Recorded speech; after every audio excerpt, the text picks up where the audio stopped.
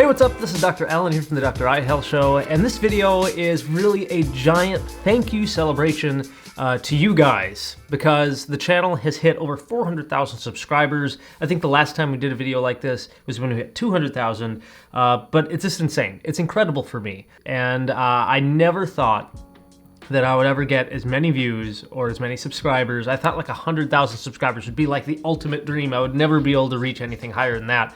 And somehow the channel continues to grow and continues to help people throughout the world. And it's inspiring. And again, I say thank you to you guys and that we're celebrating you because of you people, the followers, the viewers, subscribers, because you watch these videos, you hit the like button, you subscribe to the channel, you share the videos with your friends, family. That's why this channel keeps growing. And the more it grows, the more people it reaches throughout the world, the more people are able to find this content and learn about the eyes, take care of their eyes, understand what conditions they're dealing with, and about all the new technology that's out there for helping people see better.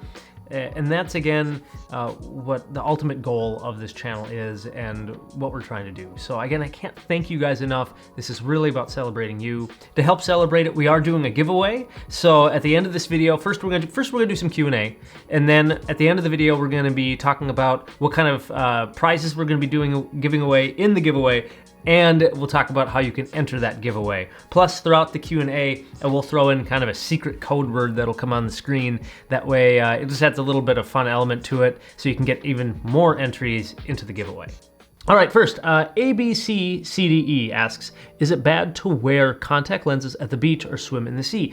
Yes, unfortunately, wearing contact lenses when you're going swimming in any form of water, whether it be in a pool or if you're even taking a shower, if you're swimming at the lake, unfortunately, water and contact lenses don't mix. Nasty microbacteria such as Pseudomonas or Acanthamoeba can penetrate into the cornea with the contact lenses, and then you get one of the worst infections you can possibly have. In fact, Pseudomonas can even eat through the entire cornea within 24 hours, and people end up needing basically corneal transplants because of severe infections like that. So it is best to not swim in your contact lenses. Thankfully, there are goggles and other things like that. You can get prescription lenses put into those.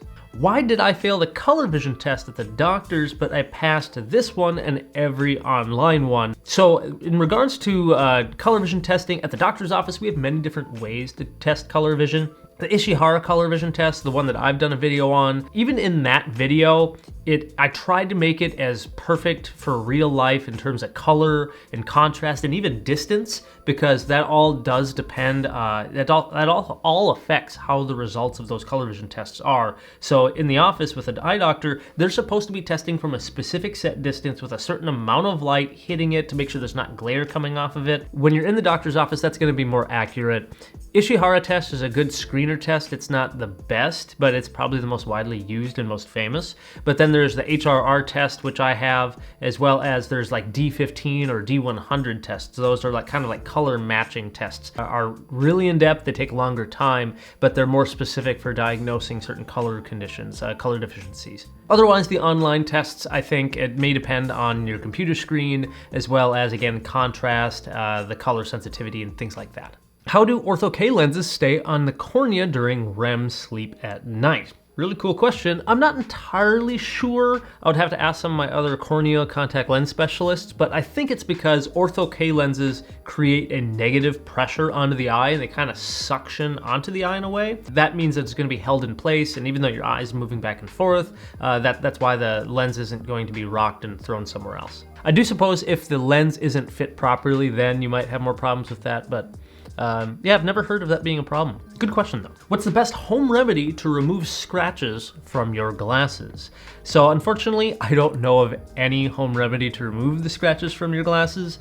I think that I've seen people put like toothpaste on their glasses and things like that. It doesn't work at all. There used to be a product from 3M, I think, that removed some lens defects or from plastic and things like that, but it just doesn't work for ophthalmic glasses that well. Unfortunately, the best idea is just to get new glasses lenses, and if you are buying new glasses lenses, consider getting a good warranty, because if you scratch or damage them, then it's not so costly to keep getting new glasses. I believe I have mixed dry eyes. I read somewhere that dry eyes can make you lose your sight.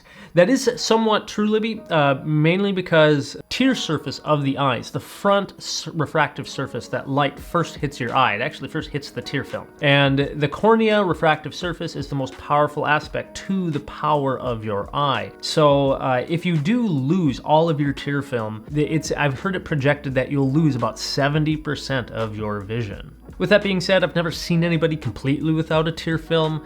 I think that most people, though, when they have dry eyes, it's just that the fluctuation of their tear film will cause fluctuation in their vision, which of course can be really frustrating. I started using hot compresses for my dry eyes and wondering if it's normal that my eyes get red a bit after doing it. Yes, anytime you add heat to something, especially like your skin around your eyes and your eyelids are very thin, that's going to cause your blood vessels to dilate. Dilated blood vessels means more blood rushing to that area, which means they're going to appear more red. Usually warm compresses are not going to hurt you as long as it's not too hot or anything like that, but I do encourage you that if you continue to get redness, irritation, you're afraid you got an infection, anything like that, definitely talk to your local eye care provider just to make sure everything's okay.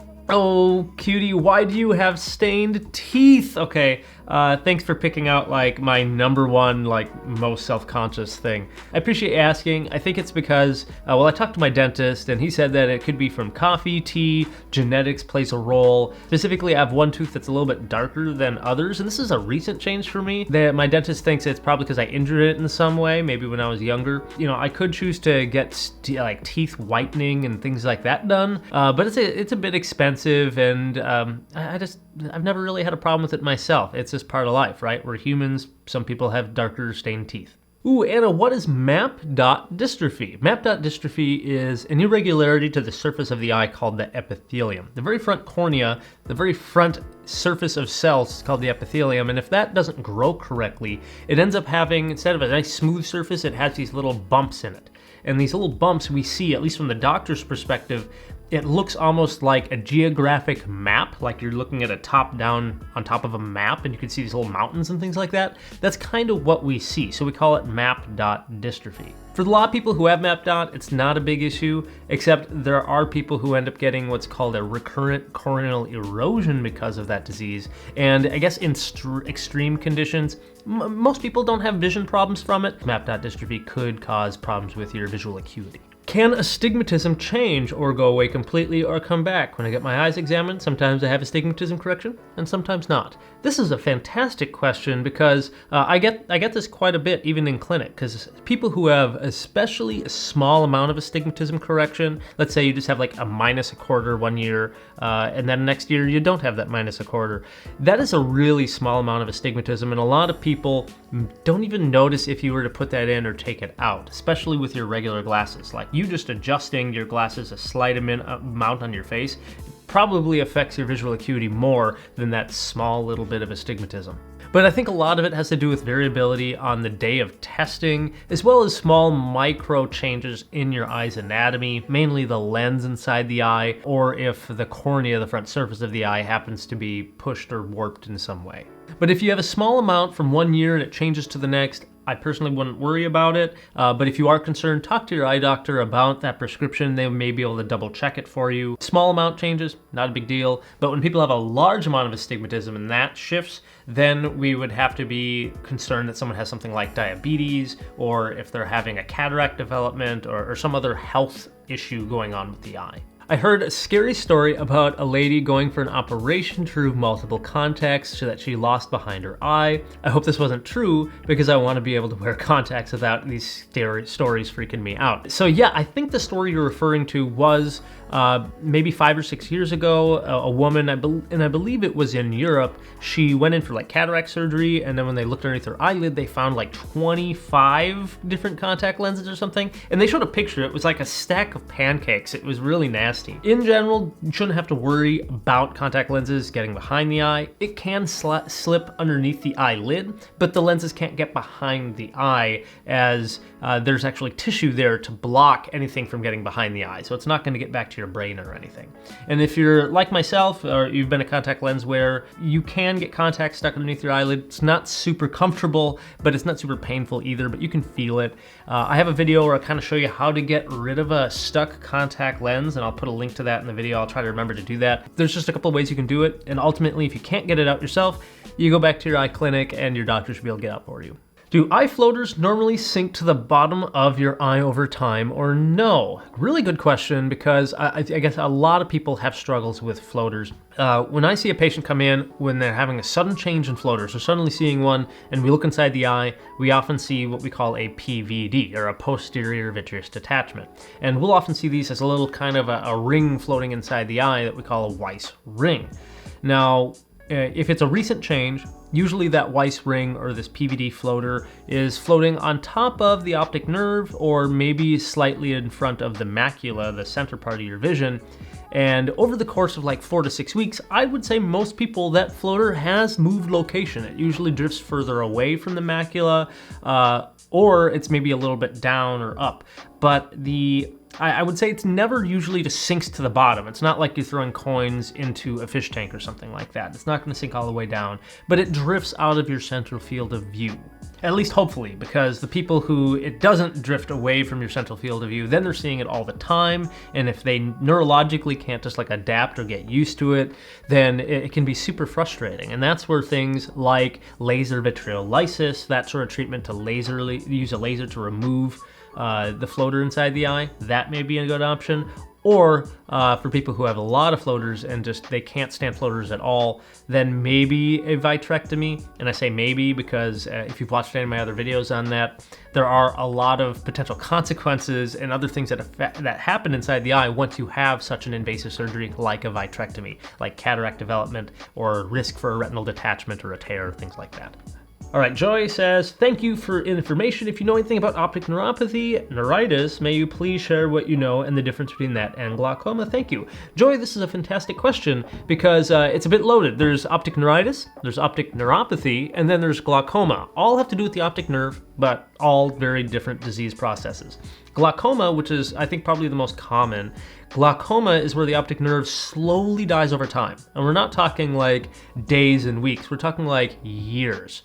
At least for the most common types of glaucoma. There are different types of glaucoma. The most common is called an open angle glaucoma. And that's where the pressure inside the eye continues to get higher and higher. And the optic nerve in the back, which is usually already pretty weak, the pressure inside the eye gets so extreme that it's like pushing on the optic nerve. And then the nerve slowly kind of gets pinched in a way and then dies. So that's why you end up losing your side vision, and that slowly gets worse and worse, and then people go completely blind.